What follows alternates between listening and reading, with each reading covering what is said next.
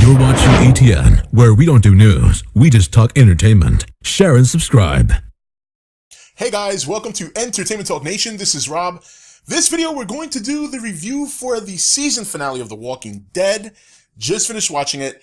Very interesting. Obviously not what I was expecting, but it was a good season finale. It was very different. Ended kind of on a higher note with a little bit of a threat looming for next season, of course. Something they've done plenty of times before.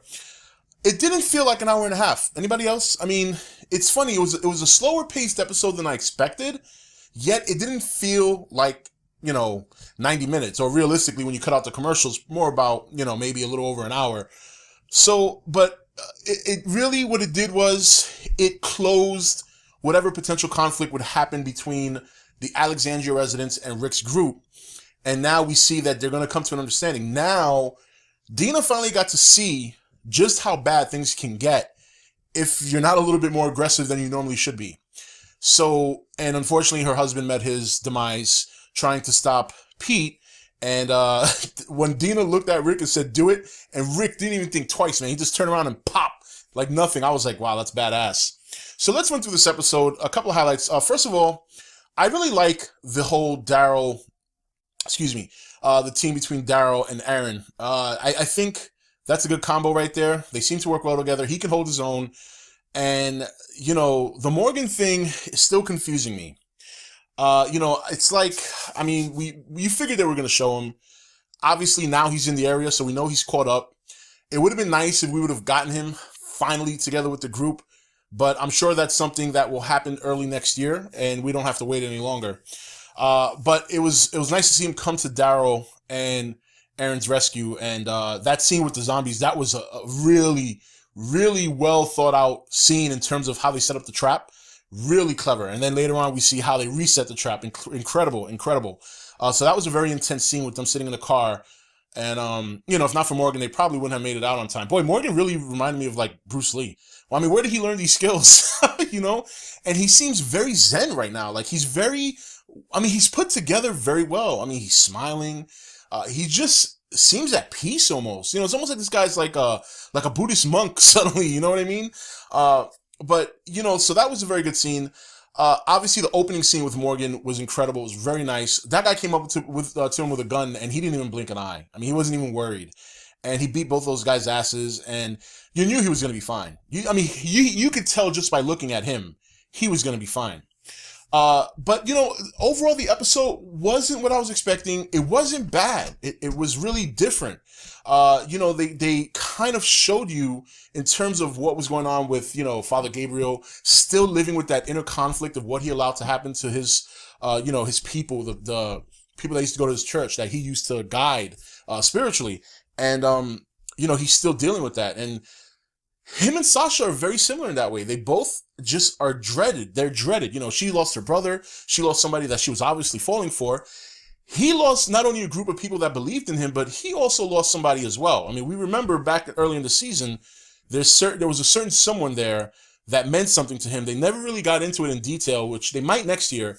But so there's very similar inner conflicts going on there between Sasha and Father Gabriel. And it looks like, thankfully, it almost got to the boiling point where they were going to kill each other until Maggie intervened. And it was very nice to see them at the end really trying to work it out. It was also nice to see somebody from the group not die. You know what I mean? We almost come to expect this every year. And it seems finally that Rick saves the day again. Rick saves the day again. These guys are having a powwow in the middle of the night. Meanwhile, Rick is running around the neighborhood killing zombies. I mean, really. And it just goes to show. And perfect timing. He needed that. He needed to show them, hey, look, I know I seem crazy, but I'm not. This can happen. You guys have been way too relaxed behind these walls, and it's only a matter of time before shit hits the fan. And Rick finally decided, hey, look, I'm not going to kill these people. They're going to have to change. We're going to have to teach them. They're both going to have to adapt to each other. Rick's group's going to have to learn how to be a little bit more civilized. And the Alexandria group needs to learn how to take care of themselves, basically. Learn how to go out there, fight the elements, fight the zombies, go on scouting trips without jeopardizing anybody's life by doing stupid things. I mean, basic survival needs, they need to learn because they don't know it. They've been behind those walls since nearly the beginning. So they're both going to have to learn from each other. And where I thought it was going to be some big event that would have led to that, It turns out something much smaller, probably a little bit more effective in terms of having it be something peaceful, because we know at the end of the day, Alexandria obviously is not a bad place. It's not Terminus, it's not Woodbury, and Rick almost turned into those people, and he finally got himself together. Obviously, there were parts of the group that were not into that. Now, Carol's going to be an interesting person next year because she's kind of still on the aggressive. You know what I mean? I mean, she's playing coy, but she was very, very much in Rick's head the second half of the season. Rick, you got to kill Pete. You got to do this. You got to do that. So I think it's going to be interesting to see how she's going to develop next year as well. It's either going to be something that could be a trouble, could be trouble down the road, or she'll just go with the flow. She'll say, all right, he worked it out. Now I can show my true colors because these people are on my side now, so I'm going to teach them. And she might be doing the same thing she did back in the jail, back in the prison. She might start teaching the kids how to take care of themselves, how to fight for themselves. And this time she could probably do it without secrecy. So a lot of interesting, a lot of gaps were closed and a lot of chapters were closed in this episode, but it also opened up a whole new horizon of potential things to happen next year. And I think that's exciting. I think that's really exciting. We know there's another group on the horizon now that's going to cause trouble. Will Alexandria be ready to take them on? Will Rick's group be able to teach them in time for the impending doom that's coming? And that's what's going to make the beginning of next year so compelling. So while it wasn't what I expected, while it was a little bit slow paced, I think it did what it needed to do, which was close certain chapters, close certain gaps, mainly the gap between Alexandria residents and Rick's group, and set the tone for next year, which I think is going to be a much bigger season in terms of challenges that Alexandria is going to have to face. Because now Rick's not in a prison anymore with his core. He is in a big neighborhood with big walls, with half the people there that don't know what the hell they're doing. It's going to present a whole new slew of challenges. There's going to be a lot more deaths, and there's going to be mistakes. People are going to die because of mistakes. I mean, remember, Glenn brought that guy back. So, and I'm glad Glenn didn't bite the dust. I was kind of looking scary there for a minute. So there's still people in Alexandria who just don't get it. There's still people there who are going to make mistakes that are going to cost other people's lives. And we're going to have to see how that transition with Rick and his group training them is going to take effect, and will it take effect in time for Alexandria to be able to suffice on their own and fight the impending doom, not only from walkers or this new group that we've seen, but other groups that are going to come down the road. So overall, a very solid season finale, to me, a little bit different than what we've gotten before, but that's not necessarily a bad thing. I just kind of like certain things at the end, the way it happened with Rick having his proof. Maggie, Sasha, and Father Gabriel coming together. Maybe Sasha can finally get over her demons as well as Father Gabriel and be able to contribute more.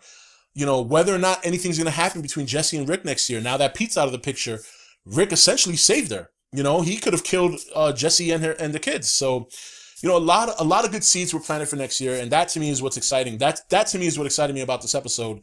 But the sucky shit, we gotta wait till next year. Anyway, guys, that's it for this review. This is Rob signing off for ETN, where we don't do news, we just talk entertainment. Take it easy. Thank you for watching ETN. Don't forget to comment, share, and subscribe. Join the nation's Facebook page to meet other subscribers or visit ETN's Facebook page and Twitter page. Links for all are in the description.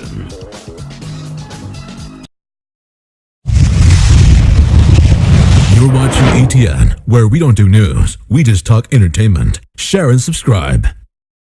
Hey guys, welcome to Entertainment Talk Nation. This is Rob. This video, we're going to do the review for the season finale of The Walking Dead. Just finished watching it. Very interesting. Obviously not what I was expecting, but it was a good season finale. It was very different. Ended kind of on a higher note with a little bit of a threat looming for next season, of course. Something they've done plenty of times before.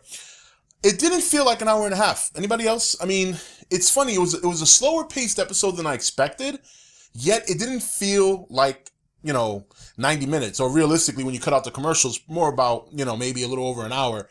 So, but it really, what it did was it closed whatever potential conflict would happen between the Alexandria residents and Rick's group. And now we see that they're going to come to an understanding. Now, Dina finally got to see just how bad things can get if you're not a little bit more aggressive than you normally should be.